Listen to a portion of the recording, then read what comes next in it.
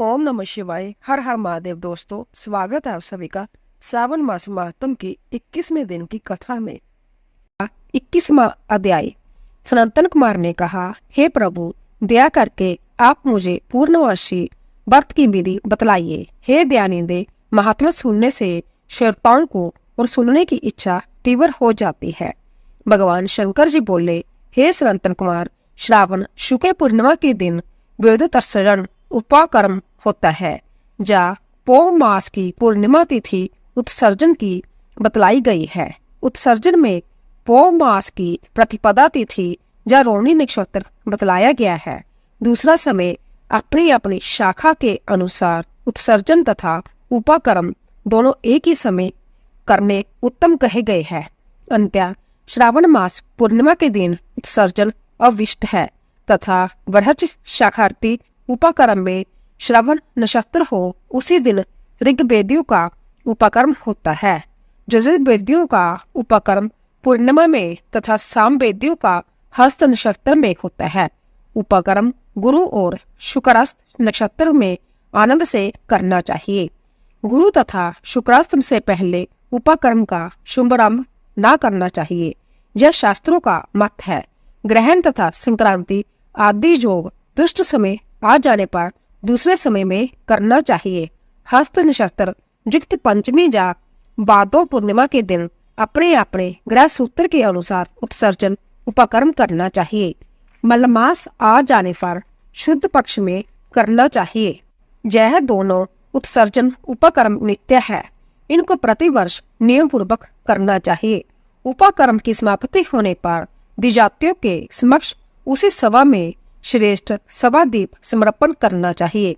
उसी आचार्य या अन्य ब्राह्मण को दे देना चाहिए।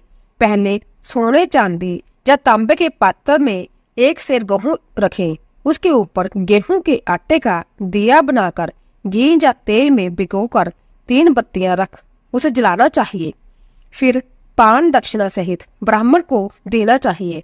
ब्राह्मण का पूजन कर जय मंत्र पढ़े। जय श्रेष्ठ सभा दीप दक्षिणा तथा पान सहित देव देवार्थ के लिए दे रहा हूँ। इस सभा दीप के देने से मेरे सभी मनोरथ पूरे हो जाए तथा पुत्र पौत्र आदि सब कुछ समोज्वल हो, जश की वृद्धि हो। इस तरह प्रार्थना करने से जन्म जन्मांतर में देवगण तुल्य रूप मिल जाता है। इस प्रकार 5 वर्ष पश्चात अध्यापन करना चाहिए। यथाशक्ति ब्राह्मण को दक्षिणा देनी चाहिए। हे सनातन कुमार, मैंने तुमसे जय सवादीप का उत्तम महत्व कहा है।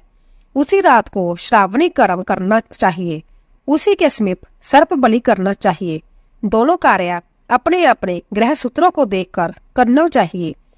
इसी तिथि में भगवान हैग्रीव का अवतार हुआ है। उस दिन हैग्रीव जयंती महोत्सव मनाना चाहिए।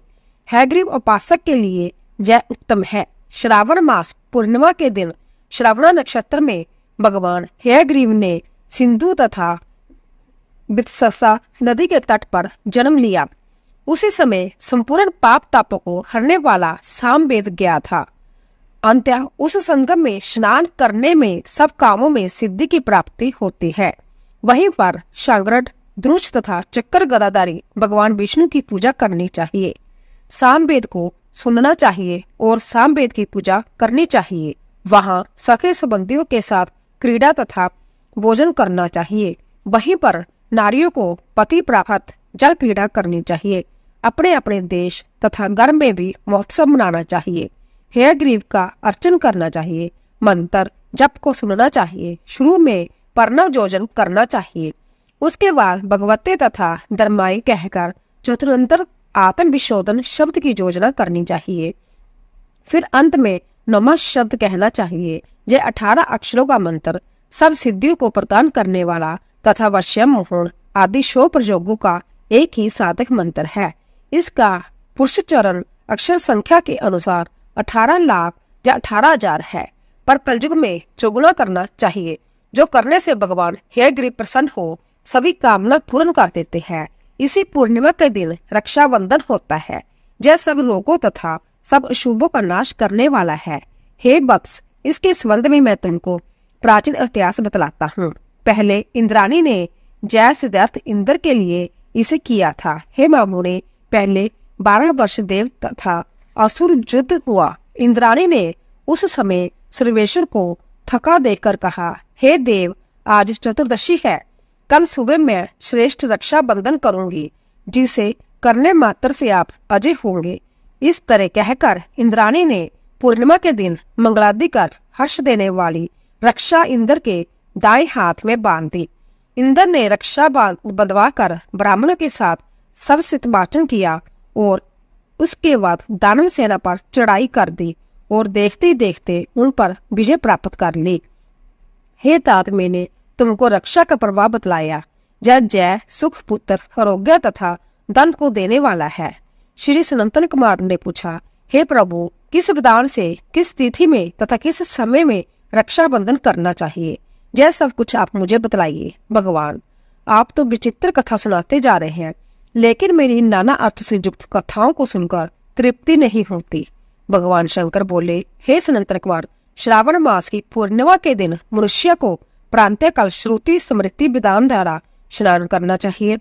संध्या जप आदि करके पितर देवता और ऋषि तर्पण करना चाहिए। सोने के पात्र की सुरक्षा बनाकर उसको सोने के सूत्र में बांधकर मोती आदि द्वारा विभूषित स्वच्छ रेशम के बने बचित्र ग्रंथि युक्त पत्थर गुच्छों से शोभित सरसों और चावलों को अंदर गर्भ में रखकर उसे आकर्षक बनाना चाहिए। वहां पहले कलश रखकर उसके ऊपर पूर्ण पात्र में रक्षा करनी चाहिए। अपने सुंदर आसन पर सगे संबंधियों सहित बैठकर नाच गान आदि कौतुक मंगल करना चाहिए। जय मंत्र पढ़े। जैन बदो वली राजा दानवेंद्रो महावल्य तेन त्वम बदनामी रक्षे माचल माचलम। महावली दानवेंद्र राजा बलि को जिस बंधन से बांध दिया था, उसी बंधन से आपको बांधता हूँ। हे रक्षे, आप कभी मत चलना। ब्राह्मण, क्षत्रिय, वैश्य, शूद्र तथा अन्य मानवों को भी पहले ब्राह्मणों की पूजा करके रक्षा बंधन करना चाहिए। इस विधान से जो रक्षा बंधन करता है वह सब दोषों से दूर हो वर्ष भर मौज बहार करता है। विधान विज्ञ मनुष्य जो इस भीमन श्रावण मास में रक्षा बंधन करता है वह पुत्र, पौत्र तथा सगे संबंधियों के साथ पूरे 1 वर्ष तक आनंद करता है। लेकिन याद रहे कि रक्षा बंधन कार्य भद्रा में न करना चाहिए। भद्रा में इस पवित्र व्रत को करने वाले मनुष्य को विपरीत फल प्राप्त होता है। शिव शंकर भगवान की जय। 21वां अध्याय समाप्त। अगर आपको हमारी कथा पसंद आ रही हो, प्लीज जाने से पहले कमेंट बॉक्स में ओम नमः शिवाय, हर हर महादेव अवश्य लिखें और चैनल को सब्सक्राइब कीजिए, लाइक कीजिए और ज्यादा से ज्यादा शेयर कीजिए। आप सभी का धन्यवाद।